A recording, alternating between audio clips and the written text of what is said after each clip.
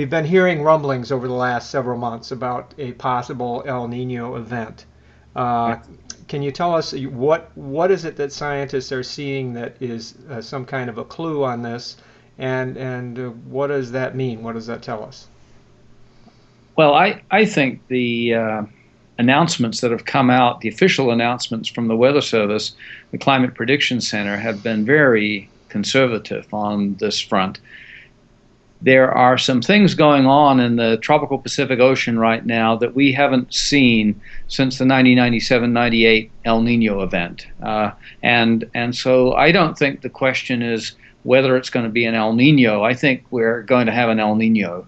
The question is how large it is going to be and whether we will see something as big and therefore as disruptive as the 1997-98 event. That's the really big question that's out there. So there are changes already underway after most of this century being dominated by relatively cool conditions over a lot of the tropical Pacific Ocean.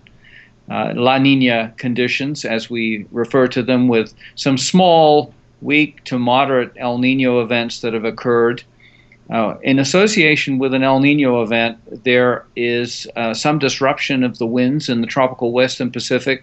We've seen three really strong such disruptions occur this year.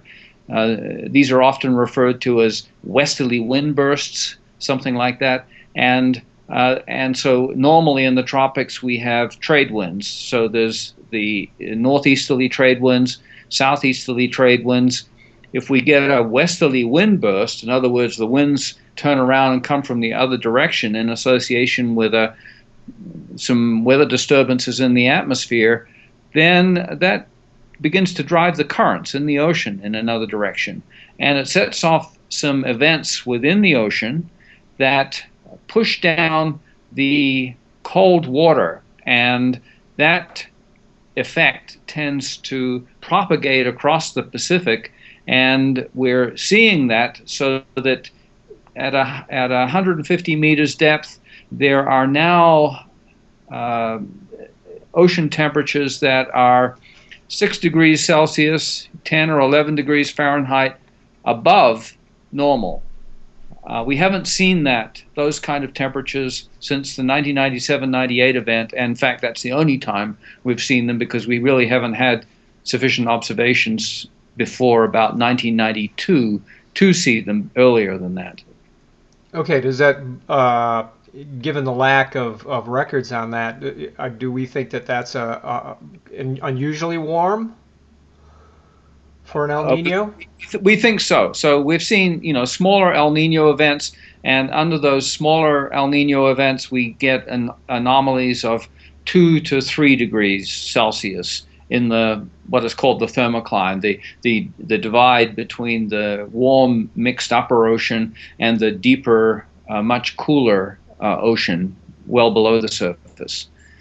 Okay, so we're looking at uh, potentially as large an event or approaching the 1998 event, which I understand was the largest ever recorded. Is that correct? Certainly, in some respects, that's true. The 1997 event had the biggest changes in the sea temperature that we've ever recorded. It's a slightly different perspective from the standpoint of the atmosphere. The 1982-83 event had slightly larger perturbations in what is called the Southern Oscillation Index, which is sort of a measure of some of the changes that are going on in the atmosphere in association with this. So, but those are the two big ones. Those are the only two big ones, and we can trace that record back to about 1870 fairly reliably. So, in the last 140 years or something, there are two super El Ninos, and those are the ones. So, what does that mean in terms of global weather and climate? In the first place, 1997 was the most active hurricane year on record. Now, all of that activity was in the tropical Pacific. And so it's likely that the tropical Pacific will warm up in the next month or so, even more than it has now. And so this could well be in time for the hurricane season this year. And what this means is you have a much warmer central and eastern, especially eastern, tropical Pacific Ocean.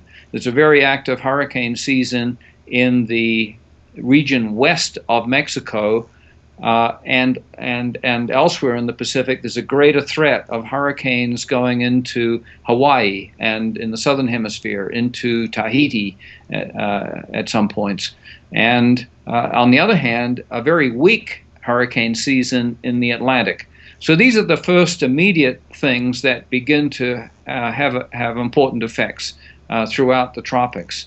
But and a key question will be whether the El Nino kicks in soon enough to really adversely affect the monsoons in Southeast Asia.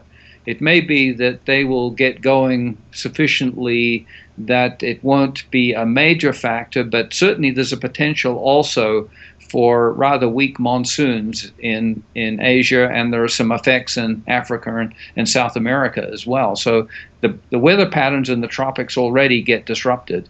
But the time when these El Nino events tend to peak is around December in terms of the sea temperatures, and in terms of their influence on the atmosphere, it's more like December, January, February, maybe around February they tend to peak next year. And this has a profound effect throughout the American Rim countries, but across the United States in particular. The El Nino itself is not fully cranked up, and one of the things we're waiting for is to see how well this connectivity between what's going on in the ocean that we can already monitor and see, and the effects of that on the sea temperatures, and then the changes in the winds and the real wind patterns across the Pacific. And so that connection hasn't been fully established yet, and we're waiting for that. And on a time scale of about a month, one more month, we will have a much better feel, I think, for whether this thing is really going to crank up or not. But yeah, this could have influences on the deep summer around the world, Okay. northern hemisphere summer. Now we know that the ocean has been gaining heat year by year, and so the total available ocean heat is going to be greater now than it was back in 1997, which you said was a big hurricane year. So what should we derive from that? Well, a lot of the heat is not necessarily in the Pacific. The Pacific has got some very characteristic patterns associated with it. There's a phenomenon that we refer to as the Pacific decadal oscillation.